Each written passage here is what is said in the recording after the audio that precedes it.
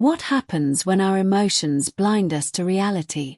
When the heart insists someone is safe, even as danger coils closer. This is a story not just about a pet, but about what happens when we ignore red flags and trust something we were never meant to. There once lived a woman who loved animals, deeply, unconditionally. Among them, her favorite was a beautiful, exotic python she raised from a baby.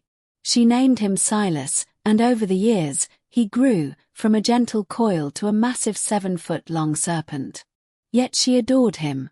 He'd wrap around her ankles as she cooked, slither near her as she watched TV, and at night, he would curl right beside her in bed, stretched out, skin to skin. But one day, Silas stopped eating. Days turned into weeks. Worried, the woman changed his food, warmed his cage, even whispered to him softly. Still, he refused to eat. With growing concern, she finally took him to the vet.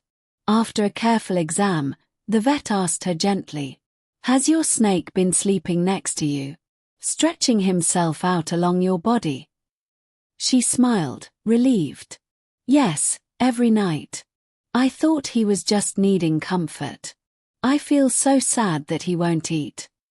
The vet paused, then said, with a calm but firm voice, Your snake is not sick. He's been preparing to eat you. That's stretching.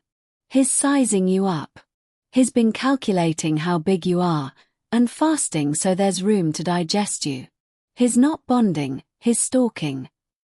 Silence fell. In that moment, everything shifted.